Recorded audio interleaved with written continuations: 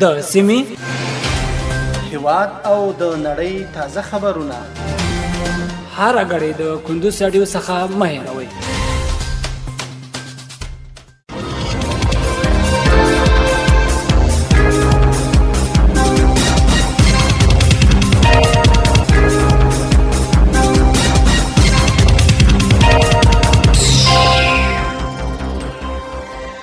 سلامونه د کندوز رادیو درنو اوریدونکو ستړي مشئ دا وخت مو په خیر.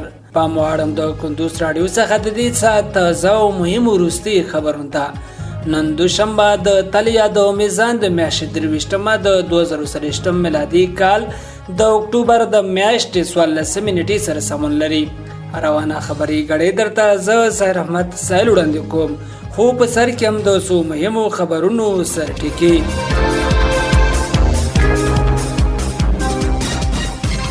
د قرغیزستان او ازبکستان شرکتونه غواړي په افغانستان کې د انرژي د تولید په پروژو کې پانګونه وکړي.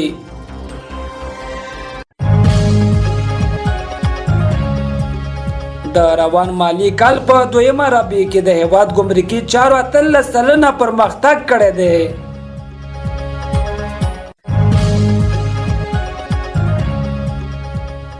او په تخار کې د لومړي ځل لپاره د وزلوبې سیالي پیل شوې.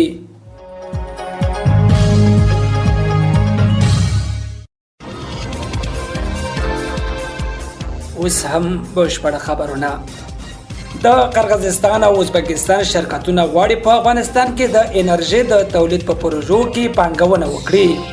د قرغیزستان د صدف شرکت مسؤل ابوبکر او د ازبکستان د MGCC شرکت مسؤل مراد د اوبو انرژي وزارت سرپرست مولا عبداللطیف منصور سره په کتنه کې د انرژي په پروژو کې د پانګونې په اړه خبرې کړې دي.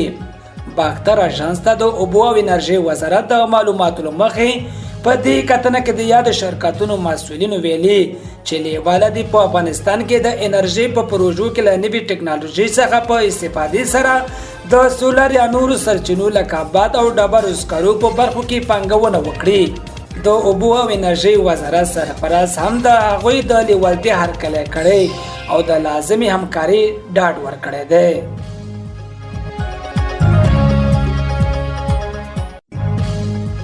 د روان مالی کال په دویمه ربع کې د هیواد ګمرکي چارو 13% پرمختګ کړی دی. د مالی وزارت د ګمرکونو لوی رئیس مفتی عبدالمتین سعید په مشرۍ د روان 1403 زیږدیز مالی کال په دویم ربع کې په ګمرکونو کې د ترسره شوي چارو د تخنیکي ارزونې ناسته ترسره شوې ده.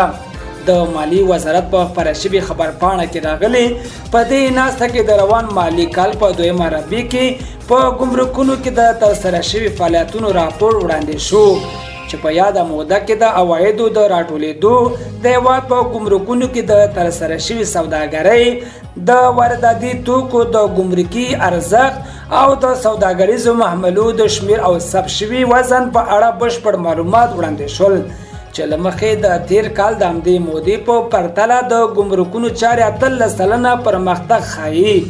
دغه راز په دې ناسته کې د وړاندې شوي راپور په اړه اړخیز تخنیکي بحثونه شوي او د چارو د لا پرمختګ لپاره د ولایتي ګمرکونو د مسؤلینو ستونزې او وړاندیزونه واورېدل شول. ویل شوي په دې ناسته کې د روان مالی کال د لومړي شپږو میاشتو د سوداګرۍ اړخیز تحلیل هم شوی چې له مخې د تیر مالی کال د همدې مودې په پرتله هیواد ته د سوداګریزو توکو واردات 2% ډېر شوی دی.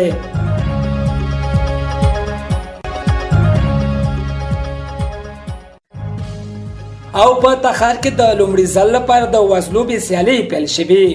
د تخار په مرکز تعلقانو ښار کې د لومړي ځل لپاره د څلوېښت پهلوانانو ترمنځ د وزلوبې یا بزکشۍ سیالي پای ته ورسېدې. د باختر اژانس د خبر له مخې د یاد ولایت د بدني روزنې او د سپورټ امریت له لوري د یاد ولایت په مرکز تعلقانو ښار کې د وزلوبې د لا پرمختګ په پار د څلوېښت پهلوانانو ترمنځ د وزلوبې سیالۍ چې یوه میاشت مخکې پیل شوي پای ته ورسېدې.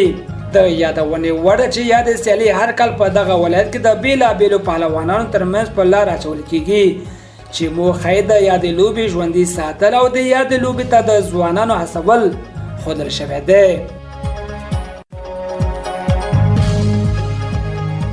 درنو اوریدونکو په خبري غړۍ کې راټول شي مطالب هم دومره ول تر بلې خبري غړۍ لوی لامل شه.